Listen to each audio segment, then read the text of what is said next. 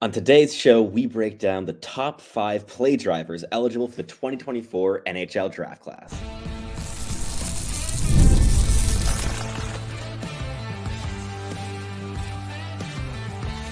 You are Locked On NHL Prospects, part of the Locked On Podcast Network. Your team every day. Hello, and welcome back to Locked On NHL Prospects, part of the Locked On Podcast Network, your team every day. On this show, we break down everything prospects related for you 5 days a week, Monday through Friday. I'm Sebastian the head scout over at Dauber Prospects, and I'm not joined by my typical co-host, Hadi Kalakesh, the Director of North American Scouting at Dauber Prospects today, but we are still going to have a very exciting episode in store as we are looking at the 5 best play driving forwards in this draft class who have some of the highest ceilings and are also very projectable NHL players for the most part. But before we jump into the show, this episode is brought to you by FanDuel. Make every moment more. Right now, new customers get $150 in bonus bets with any winning $5 moneyline bet. That's $150 if your team wins. Visit fanduel.com/lockedon to get started. So let us jump into the episode. But before that, let's talk a little bit about what it means to be a play driving forward. Play drivers are players who have the responsibility of getting the puck up the ice. They are puck movers in the truest sense of the word. They can be defensemen, but typically when we're talking about play drivers, it's typically forwards. And for this episode, we are exclusively looking at forwards who are very, very good at this, whose teammates trust them to carry the puck up the ice, to get into the offensive zone with control, and to create, whether it be off the rush or establishing the cycle, creating from there. These are typically very high skill players with excellent handling ability and who can read the play very well. Their vision is typically a very big strength. They're able to find little holes in defensive structures to access the offensive zone and high danger areas. These are the players that have the big highlight reel goals most of the time in the NHL. Think of your Connor McDavids, for instance, your Braden Points, your Nathan McKinnons. These are elite level play drivers. And while a lot of the players that we're talking about in this video do not quite project as that level of talent, very few players can. These are still players that are going to be able, in terms of projection, hopefully, if they are developed well and continue to progress on their current trajectories, to become that type of role player in the NHL. And before we kick it off with the top 5, we have some honorable mentions to rattle off here right at the start. First off, we have Michael Hage. He is a centerman, a 6'1", 190-pound right shot, playing with the Chicago Steel in the USHL, and he's been a high-skilled player on many radars for a really long time now, but he missed the vast majority of his D-1 season to injury. That said, this season played a full healthy season and really made his mark. First half of the season, a bit more of a two-way impact player, but as the year progressed, he became increasingly confident with the puck on a stick. And with that confidence, he's been incredibly creative, really dynamic on the puck. And Chicago has constantly been giving him the puck and entrusting him with possession in order to get into the offensive zone, in order to create through his high-end handling ability, his high-end vision, his high-end skating mechanics. He's a really good passer, a really good shooter, and he might even be available outside the top 20 of the draft class, which is a really intriguing potential high upside swing for those contending picks, maybe even in the second round if a team gets really lucky. He's a player that I've liked a ton this season. Still has to progress a little bit. He'll need a couple more seasons to marinate before making any leap to the NHL, but the skill level is high. The flashes of upside are incredibly bright, and he's a very exciting talent. Next up, Teddy Stiga out of the US NTDP. He is a winger, left shot, 5'10", 176 pounds. He's an April 5th, 06 birthday. And through 27 games with the NTDP against USHL competition, he scored 18 goals, 38 points, excellent production. Production was great against all competition with the program. And he has one of the highest motors in this draft class. But beyond that, he's really skilled. He's a really good straight line skater. He reads the play really well. He's an excellent playmaker, constantly getting pucks towards the middle of the ice.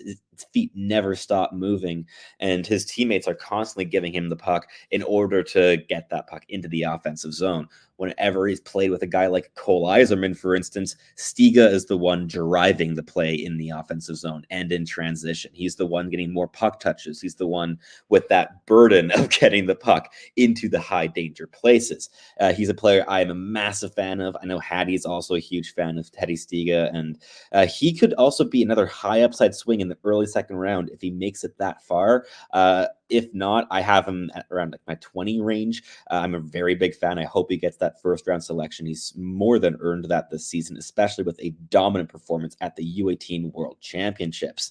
Next, Andrew Basha of the Medicine Hat Tigers. A little bit playing second fiddle to Cayden Lindstrom when Lindstrom's been healthy this season, who is likely going to be a top 3, top 5 selection in this draft class. But Andrew Basha is not to be slept on. He's a 6 foot, 185-pound left shot winger with, and again, a really, really high motor. There are some similarities between him and Teddy Stiga, certainly. Through 63 games with Medicine Hat, he scored 30 goals, 55 assists, 85 points. Very solid production. He's one of the fastest players in this draft class. He's very confident with the puck on his stick. His feet also never stop moving. He's really intense. He plays a very good checking game, but with the puck on his stick, going up the ice in transition, he is really reliable in terms of both retaining possession, but also creating offense off the rush. He's quite dynamic in flashes. And while he lacks the elite level skill of some of the players in our top 5 in this video, he is a really projectable player who is going to make the NHL in some capacity. And that play driving upside gives him that top 6 potential. Next up, a late riser who is everyone's favorite at this stage, Beckett Seneca, the slightly wonky power forward, 6'2", 181 pounds. He's a right shot right winger, but a tremendous amount of skill. He's a power winger as well. He plays with intensity and physicality. He can drop the shoulder, get to the inside. He's still getting used to his big frame as he's grown about 6 inches in the last year and a half. So there's definitely a period of adapting to that size, but in 63 games this season with the Oshawa Generals in the OHL, he scored 27 goals, 68 points, and really ramped it up in the playoffs, really hauling his team to the OHL final, scoring 10 goals and 22 points through 16 games in that stretch before going down with injury and missing the finals themselves. And Oshawa did not stand a chance without Beckett Seneca. He's a really dynamic puck handler. He loves to create. He's very improvisational at this stage in his career rather than planning offensive zone sequences. He kind of just wings it a lot of the time, but he has the skill level and the anticipation and the high-end processing speed to make it work against OHL competition, but he remains a bit raw. He's going to need to build out his game a little bit in order to play his current style against the NHL competition, and it's going to take a couple years. He's not going to be a player that plays NHL minutes next season, but he is very exciting and could be a top 10 selection. Really, really exciting player. Next up, the final honorable mention here, and a player that really should have cracked the top 5, and it's indicative of how many good play drivers are eligible in this draft class that he didn't. Trevor Connelly, fairly divisive prospect, but the offensive dynamism, the play driving ability, the creativity, the skill are all 10 out of 10. They are fantastic attributes in his toolkit. He's a 6'1", 161-pound left shot left winger who played this season with the Tri-City Storm in the USHL, and he was a dynamo. 52 games, 31 goals, 47 assists for 78 points. That is fantastic production. He also played at the U18 World Championships for Team USA, logging 4 goals, 5 assists, 9 points through 7 games. Also took the 5-minute major that really won Team Canada the gold medal. So there's a bit of a win and lose with him in terms of decision-making and composure, both on and off the ice. But in terms of the on-ice creativity and skill, he is so dynamic with the puck on his stick. He's a fantastic skater, one of the best puck handlers eligible in this draft class. When he gets going, when he has a head of steam, he is really difficult to stop. He can be pushed to the perimeter a little bit, but he can create from anywhere in the offensive zone through his playmaking, his goal scoring, his handling. The tools are just fantastic, and the upside here is sky high. I'm not sure if a team's going to be willing to take the swing on him in the top 15 or top 20 range. I'm very curious to see where he ends up on draft day, but if he falls outside that range, he'll be a really, really, really high upside possibility later on in the first round. But before we jump in the next segment, let's wrap up this first one with number 5 on our top 5 play drivers among forwards in the 2024 NHL Draft Class with Berkly Catton, a fantastically dynamic player. He can play at center, on the wing. He's been playing in the WHL with the Spokane Chiefs so far in his career, and he was the first overall pick a couple years ago in the WHL draft. In 68 games this season, he scored 54 goals and 116 points. The production is out of this world fantastic. He also played a ton of minutes. He was playing like 25, 26, even 30 minutes a night at some points this season. So the per 60 production isn't quite as outstanding as the raw numbers might suggest, but he was double shifted all the time, and it's because of the offensive ability. He's so dynamic. He's a fantastic puck handler, really good skater in all 4 directions. Straight line speed is fantastic. He's one of the quickest processors in this draft class. He can read defensive structures super quickly. When a defenseman jumps up to try to stop him, he reads that play really, really quickly and very, very well, and makes consistently the best possible play, whether it be cutting to the inside, to the outside, stopping, whether it be implementing delays in his own rushes, or giving the puck up to a teammate. His off-puck movement is really good. He doesn't stop thinking or moving when he gives the puck up to a teammate. A really, really exciting player who doesn't have the highest floor of any player in this draft class. There are definitely still some junior streaks in his game. Defensive game needs some refinement, and the size is definitely still a little bit of concern. He's 5'11", 163. But that said, the upside is fantastic. He's a great, great play driving forward. And if he hits his upside, you have Braden Point level upside in this player. He is fantastic. But that wraps things up here for our first segment, and we'll jump right in at number 4 in the next segment. Another very exciting player that we'll be able to talk about in Iginla. But first, a quick word from our sponsors over at FanDuel. It's winner-take-all time in the NBA and NHL, and FanDuel's giving you a chance to bring home a big win of your own. Right now, new customers get $150 in bonus bets with any winning $5 bet. That's $150 to bet on spreads or money lines, player props, over and unders, whatever it may be that you are interested in. I know I'm always a very big fan of same-game parlays, especially now that the NHL Stanley Cup Finals are about to kick off. The Edmonton Oilers versus the Florida Panthers, a really exciting matchup with some of the best players in the world, and you can get really creative with same game parlays. Visit fanduel.com/lockedon and make every playoff shot count. FanDuel, America's #1 sportsbook. Alrighty, let's jump straight into our second segment with one of my absolute favorites in this draft class. Another pretty big late riser here who might go as high as inside the top 5 on draft day. A really versatile forward, Iginla. He is a 6-foot, 185-pound left shot forward. He's played most of this season on the wing, but he is likely going to be playing down the middle next season with the Kelowna Rockets in the WHL. He played a fantastic year this season, showing a ton of versatility, a great goal scorer, a really solid puck handler, a really deft play creator as well as a playmaker and a play driver. He has that first line upside, but also has that like very, very solid middle 6 fallback game if that upside doesn't quite fully hit. Through 64 games this season, Iginla scored 47 goals, added 37 assists for 84 points. While that assist total is 10 lower than the goals, do not sleep on the playmaking ability. He's really intelligent. He moves off his teammates both on and off puck super, super effectively. He's one of the best readers of the game in this draft class and plays with a ton of intensity and violence. He's the best board battler available on draft day in the entire draft class, whether it be forwards or defensemen. He is a real pass to play against in the corners, and when he wins possession in the corners, he's also one of the best players in the draft class at getting the pucks to the middle, to the high danger areas, and creating really effectively, really quickly, and very projectably. In terms of that play driving ability, that shown a lot more as the season progressed. Early on the season, he was tied at the hip of Andrew Crystal for most of those games with Kelowna, which did not really allow Tej to showcase his own play driving ability to the most, because Andrew Crystal is one of the best play drivers in the entire CHL. But as the season progressed, he played a lot more time on his own on a line without Crystal, where he became the primary play driver, and that's where he fully took off.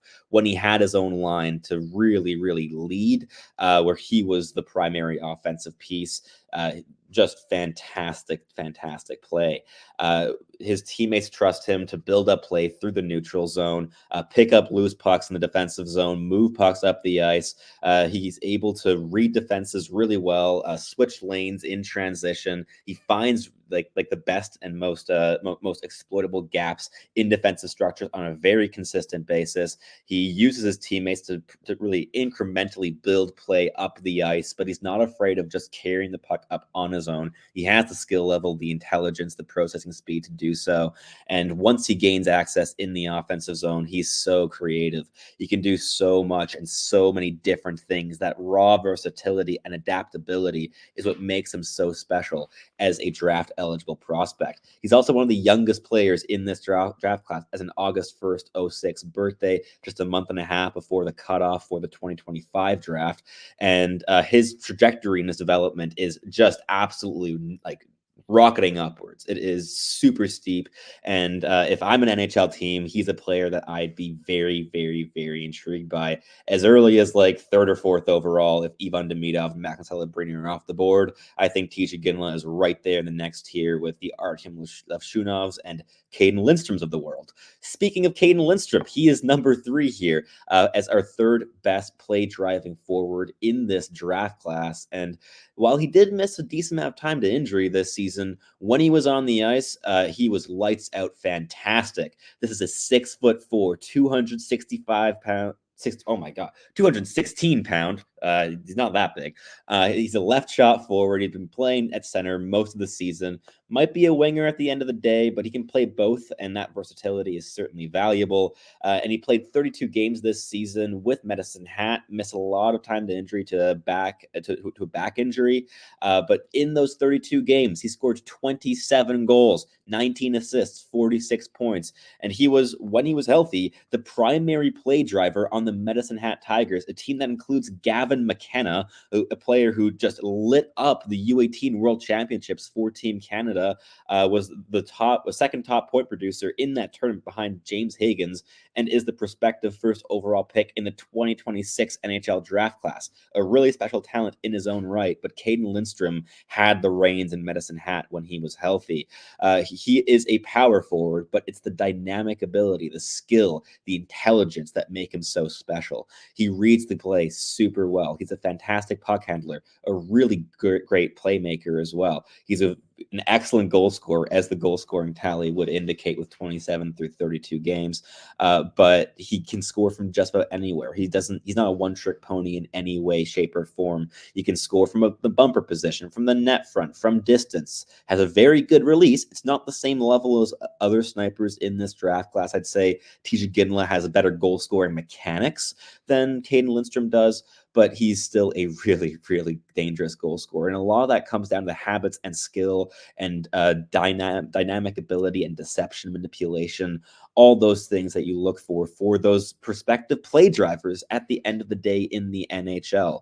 He's a really good skater. He can rush the puck up the ice on his own, but he's also capable in terms of using his teammates to build play up incrementally. He's not a player who's going to try to do too much on his own all the time and lose possession on a super regular basis in a way that infuriates coaches. He's going to be a coach's favorite.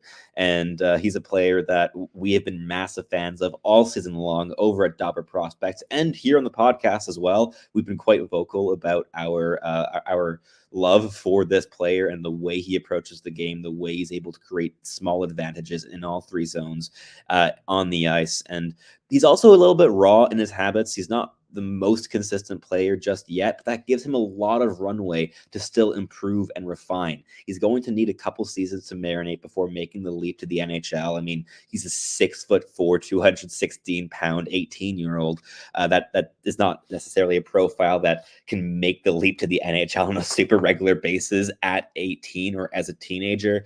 Yuri Slafkovsky was one, but even then, the first NHL season as a rookie was not perfect by any stretch of the imagination. But Cayden Lindstrom projects as a versatile offensive play driver, hopefully at center down the middle, with two-way upside that isn't fully there or consistent just yet, but the desire to create two-way advantages is already there, and a very exciting player who's at his best with the puck on his stick and creating. Which is certainly an exciting thing in a frame as big as his and as projectable as his in how he approaches the game. But that wraps up this second segment for the episode.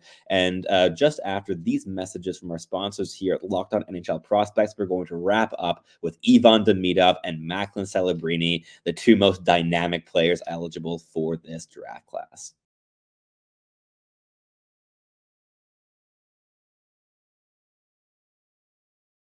Alrighty, let's finish up the episode here with starting off with Ivan Demidov here. It was honestly a toss-up between Demidov and Celebrini, who would be the number one player here, but Celebrini's a little bit more polished in how he approaches it and was able to do so against college competition as the youngest player in college, while Demidov was stuck in the NHL all season, Russia's junior league. But Demidov is absolutely fantastic. He's a lot closer to Celebrini's level in terms of play driving upside than he is to Lindstrom or Iginla or any of the other players we've mentioned in this episode so far. He's a 5'11", 168-pound left shot right winger. He's played a little bit at center, but in terms of NHL and professional projection, this is a true winger, and he is utterly dynamic. He's the best puck handler that I've scouted in the last 3 or 4 seasons, and it's not overly close. And that includes players like Connor Bedard. He is super dynamic and creative and adaptable. He plays the game of hockey in a way that I have not seen the game of hockey played before. He's super, super unique in how he approaches the game, and I think that gives him a superbly high upside. With the puck on his stick, he can create in just about any way. He can create through his handling ability, through his playmaking, through his high motor even. He's a great goal scorer. He can do just about anything, and when he gets going, he is really, really difficult to stop. And that's not anything to do with like super high end stride mechanics. They're not the greatest, but he's an unconventional 10 and 2 style skater where his feet are positioned outwards. So he's very reliant on his inside edges, but it gives him that adaptability going in any direction at any point in time. So it doesn't matter if he has pressure from multiple directions. He always has an escape open for himself, and that is something that is incredibly exciting. And it's worked fantastically against MHL competition in the couple KHL appearances he's already had in his career with SKA St. Petersburg. It's also been very good against adults and in a very good professional league. And I'm of the belief that he's going to be a 100-point dynamic winger who can do it all and maybe isn't the best defensive player in the world, but still gets involved defensively. He's not passive off puck in any way, shape, or form. This is not a Matvey Michkov in that sense. In 30 games in the MHL this year, he scored 23 goals and 60 points. He went 2 points a game and ramped it up even further in the playoffs. Just fantastic. He's the most fun player to scout in this draft class by a decent margin. He can create with every single puck touch. Whichever team lands him will have a player where the fans will be on the edge of their seat whenever he's in the vicinity of the puck, and he loves having the puck on his stick. He knows how creative he is. He knows his strengths very, very well, and he also knows his weaknesses. He's very adaptable, very intelligent. As a play driver, he can do just about anything in transition, switch lanes, use teammates, go at it on his own. He's the best solo rusher available on draft day by a wide mile, basically. And he's super, super exciting. And I cannot wait to see which organization ends up taking the swing on Demidov on draft day, whether it be the Chicago Blackhawks at number 2, the Anaheim Ducks at number 3, or maybe he falls as far as number 5, where the Montreal Canadiens pick. I don't really see him falling much further than that, especially with the needs that the Habs have in their organization. But very interesting storyline to follow here, and he could be a dynamic point of game player within 2 or 3 years in the NHL. Just fantastic upside, and could be that primary offensive driver for a contending NHL team, which is a profile of player that you just have to add when you have the option on draft day. But wrapping things up, Macklin Celebrini doesn't really need an introduction. I'm sure if you're listening to this podcast specifically, you know all about this player. The 6 foot, 190-pound left shot centerman only turns 18 in about a week and a bit. He will just have turned 18 by the time the draft rolls around. He was the best player in college hockey as a 17-year-old the entire time, the youngest player in college hockey by like 6 months. And in 38 games with Boston University, he scored 32 goals, 64 points, and was just fantastic. At the World Junior Championships back in December and January for Team Canada, through 5 games, he scored 4 goals, 8 points, was their best player. He's just been the best player wherever he's played for the last couple seasons. Last year with the Chicago Steel, same thing. 50 games, 46 goals in the USHL as a 16-year-old, 86 points. Just absurd stuff here with Celebrini. And in terms of the play driving, he is a tremendous puck rusher, but it starts in the defensive zone. He's super active defensively. He drops really low. He gives his defenseman a lot of support. And as soon as he gets the puck down low in the defensive zone, he sparks very quick counterattacks. Whether he's carrying the puck up on his own, he's a fantastic skater, whether it be in a straight line or laterally. He uses that lateral movement as well to shift the defensive structures, to find those gaps in the defense in order to get out of the defensive zone into the offensive zone. He is a really good build-up play and give-and-go type of player who uses his teammates actively. Incredibly professional. He's super polished. He already plays the game like an NHLer plays the game of hockey, which is just so exciting. And it's the reason that he's going to be the first overall pick for the San Jose Sharks. They are getting a franchise cornerstone and potentially franchise talent in this player. He's the best college player draft eligible that I've seen in the last years, and that includes Adam Fantilli. He was just fantastic as well in his own right. But Celebrini is a special talent. He blends that high-end intelligence, that polish, that refinement, those really like a ton of habits and details that most players only learn in their mid-20s. He already has in his game, and he's only going to be able to add more and more and more to that, which is just so exciting. He blends that polish with high-end handling ability, incredible pace, high-end playmaking, and ridiculous goal-scoring ability as well. He has a great one-timer. He's a massive threat on the power play. He's a big threat scoring at even strength, whether it be off the rush or off the cycle, whether he's positioned on the half wall as a shooting threat, moving around, roaming around the offensive zone, finding little pockets of soft ice.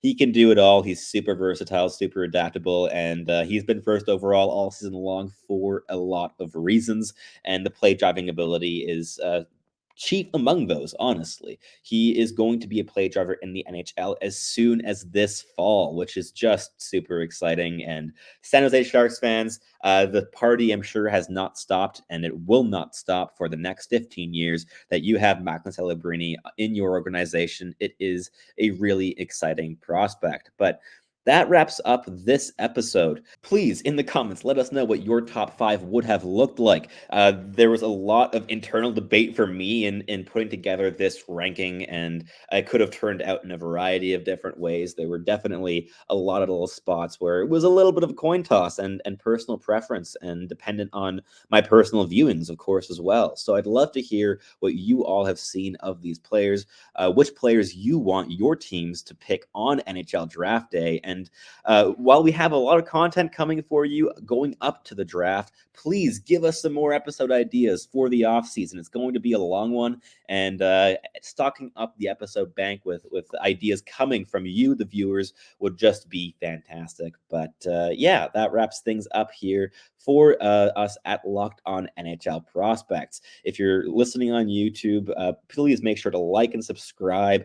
Again, leave us those comments. And if you're listening on your favorite podcasting platform, make sure to make us your first listen of the day. For your second listen of the day, head over to Locked On Sports Today, a 24-hour full stream of all the sport content that you could possibly want or need, coming from all the different angles, whether it be the NHL or the MLB, NBA, whatever your interests may be, you can find it there. But that wraps things up for us here. I'm Sebastian High, the head scout over at Dalbert Prospects, typically joined by Hattie Kalakash, the director of North American Scouting at Dalbert Prospects, and we hope you tune back in next time.